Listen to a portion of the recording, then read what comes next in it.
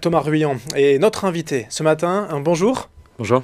Le skipper nordiste dunkerquois d'origine sur son bateau Lingdao a donc terminé 6e du dernier Vendée Globe. Là, après les bonifications, on va y revenir. D'abord, il faut être patient pour vous avoir en interview. L'arrivée, c'était le 28 janvier dernier. Il faut un temps d'adaptation pour se remettre un peu les pieds sur terre. Oui, c'est vrai que c'est des courses qui sont longues, dures, et au retour, j'ai eu besoin d'un petit peu de vacances et puis de relancer aussi un petit peu l'équipe et puis la suite du programme, parce que les choses ne s'arrêtent pas à l'arrivée du Vendée Globe. Il y a un programme encore cette année, donc on a essayé de faire ça là, ces dernières semaines. C'est une récupération physique, mentale aussi, puisque vous êtes seul pendant 80 jours et après il y a beaucoup de sollicitations, j'imagine. C'est une récupération physique et puis surtout dans la tête. J'ai eu besoin de faire autre chose, tout simplement, parce que c'est un projet qui nous a pris beaucoup de temps, d'énergie. Et donc les vacances étaient les bienvenues. Voilà, j'en reviens tout juste d'ailleurs. Alors, votre classement sur ce Vendée Globe, c'est 4e sur la ligne d'arrivée, 6e après les diverses bonifications attribuées à Boris Herrmann et Jean Lecam, mais aussi Yannick Bestaven. C'est une belle 6e place, vous en êtes satisfait ? Je suis satisfait de ma course, du parcours, de l'énergie que j'ai pu mettre, du message qu'on a diffusé, le fait de boucler la boucle, tout ça c'est super. On a réussi à cocher toutes les cases qu'on voulait. Maintenant, la 6e place en tant que telle, c'est une place à laquelle j'ai pas navigué, donc il y a un petit peu de déception évidemment à la fin, mais malgré tout on a réussi à faire un truc chouette avec le temps qu'on avait, avec le bateau, les conditions météo, avec la concurrence, les bonifications dont on a parlé juste avant. C'est évidemment une course très longue, hein, on le répète, c'est 80 jours autour du monde avec plein d'impondérables, c'est un sport mécanique aussi, la voile. À un moment donné, vous étiez 1er, 2e, 3e, vous aviez quand même d'autres ambitions ? J'avais d'autres ambitions. L'idée, c'était de naviguer aux avant-postes pendant cette course. C'est ce qu'on a réussi à faire. Après, c'est vrai que le jeu des bonifications à la fin, on fait que... et de la météo aussi, parce qu'il y a eu beaucoup de regroupements par l'arrière. Après, c'est vrai que ces bonifications, on en a beaucoup parlé, mais elles sont normales, puisque Yannick, Boris et Jean se sont déroutés et ont perdu du temps et de l'énergie aussi pour aller chercher Kevin Escoffier, qui a fait naufrage à l'entrée de l'Indien. C'est donc pas forcément une déception, cette 4e ou 6e place, hein, comme on veut. Mais quand même, vous avez terminé le Vendée Globe. Il y a 4 ans, vous aviez dû abandonner. Là, il y a eu pas mal de soucis avec un foil que vous avez dû découper. Il faut voir le positif, quelque part ? Bien sûr, non, tout ça est très positif. La boucle est bouclée. C'est vrai qu'il y a un appendice qui m'a un peu fait défaut, que j'ai dû couper en début de course.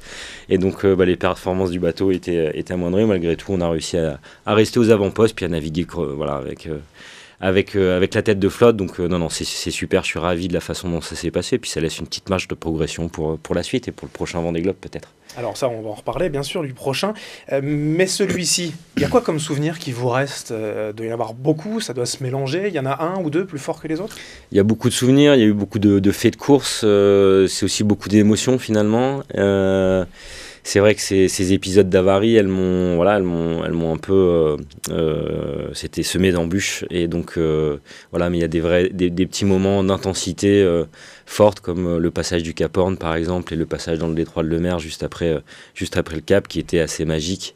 Après un mois assez compliqué, où on a eu un sud pas facile. Et donc, c'est vrai que c'est des petits instants...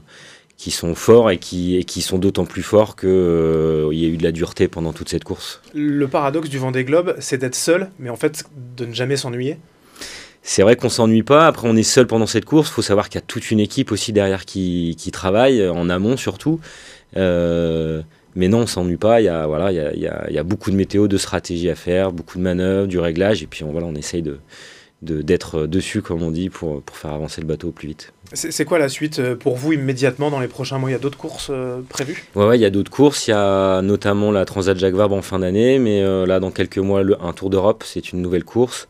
Et puis des petites courses événementielles. Donc le bateau va retourner à l'eau d'ici 2 mois et demi, après un gros chantier où là, toute l'équipe s'affaire pour repréparer le bateau, réparer ce qui a cassé, et puis essayer de le faire progresser encore, parce que ce sont des prototypes. Ouais. Et ce bateau, vous allez le garder pour le prochain Vendée Globe, ou il y aura un bateau neuf ? L'architecte Guillaume Verdier a annoncé des prochains projets pour le prochain Vendée Globe. Est-ce que vous en feriez On verra, partie ? ça fait partie de nos réflexions et puis des débriefings qu'on doit faire. C'est vrai qu'on n'a pas encore eu le temps de tous se poser avec l'équipe pour essayer de savoir quelle serait la meilleure solution. Aujourd'hui, j'ai la chance d'avoir un partenaire, Advance, qui est le leader de la cybersécurité en France, qui continue, et ça c'est quand même super. Donc je sais que je serai présent sur la Transat Jacques Vabre cette année, sur la route du Rhum en 2022. Après on réfléchit à la suite évidemment pour l'instant, voilà, on se concentre sur les échéances à moyen terme. Alors justement, on va en dire un mot de votre sponsor forcément Advance et de son patron Alexandre Fayeul, qui est devenu passionné de voile et qui vous a fait confiance depuis l'aventure du Souffle du Nord il y a un peu plus de 4 ans, mais qui a transmis finalement le naming du bateau à Lingdaut, et vous avez remporté avec cela toute l'équipe le trophée Sponsorat. C'est aussi une satisfaction? C'est une grosse satisfaction. On a dit plusieurs objectifs sur cette course, des objectifs sportifs qui étaient élevés, et en même temps et en parallèle, et c'était un peu l'innovation de ce projet-là, un sponsoring un peu innovant avec la mise en avant d'une plateforme qui s'appelle Lingdaut, portée par l'association Entourage. C'est quelque chose dans le monde du sport qui est assez nouveau, et voilà, je pense que moi je suis très fier d'avoir ce partenaire-là aussi qui s'engage. Et c'était une réussite, puisque cette plateforme qui remet à l'emploi des personnes en précarité, qui rend viral finalement des CV, on a réussi à remettre à l'emploi 40 personnes, donc c'est aussi un vrai succès au niveau sociétal aussi. Et puis c'est une entreprise Advance qui est basée à Lille, c'est une entreprise régionale. C'est une entreprise nordiste. Avec vous qui êtes de Dunkerque, ça fait un bel attelage régional, ça?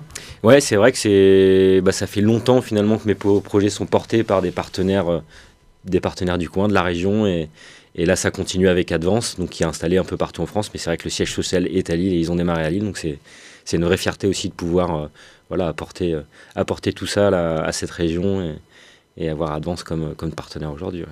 On voit des images en ce moment même à l'antenne du bateau, et ce bateau finalement c'est devenu un peu une Formule 1 des mers avec beaucoup de technologie. Vous l'avez dit, vous êtes relié quasiment tout le temps avec votre équipe à bord, il y a ces foils et autres. Il y a encore quand même un vrai lien avec la nature, et vous seul sur le bateau pour naviguer? Non, on a encore besoin, et heureusement, de ce feeling avec les éléments. On est évidemment en contact avec nos équipes, mais pas en permanence.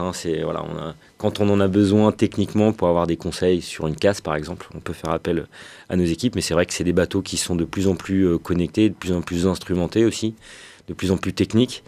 Donc moi j'apprends aussi. Je ne suis pas ingénieur de formation, mais il faut, avec ces nouvelles plateformes qui sont très techniques, s'y mettre un petit peu. Et il y a beaucoup de choses à faire. Il y a de l'informatique, il y a de la voilerie, il y a de la mécanique, il y a du composite, il y a de la météo, de la stratégie. C'est assez passionnant. Pour finir, si le Nord, bien évidemment, a une vraie façade maritime, il y a beaucoup de marins quand même qui viennent sur le Vendée Globe de Bretagne ou de Vendée ou de La Rochelle même, pour citer le vainqueur Yannick Bestaven. Mais dans le Nord ici, qu'est-ce que vous diriez aux jeunes qui font de la voile aujourd'hui, qui ont été passionnés par votre aventure? C'est d'y croire malgré tout? Bien sûr, sur la côte d'Opale, on a des super plans d'eau. Moi, j'ai appris à naviguer à Dunkerque, et puis c'est vrai qu'aujourd'hui, avec ce support que j'utilise aujourd'hui, un IMOCA qui a 4,50 m de tirant d'eau, le plan d'eau à Dunkerque est un peu compliqué. Mais par contre, c'est pour apprendre, et c'est un plan d'eau qui permet de... Il y a des belles écoles aussi sur la côte, donc non, c'est un sport hyper riche, hyper complet, et qui procure beaucoup de sensations et d'émotions aussi parfois avec les courses. Donc j'invite tous les jeunes à venir essayer. Merci beaucoup Thomas Ruyant, bon courage pour la suite de la récupération et pour la suite de vos aventures sur votre IMOCA, sur votre bateau Lingdaut. Merci d'avoir été notre invité.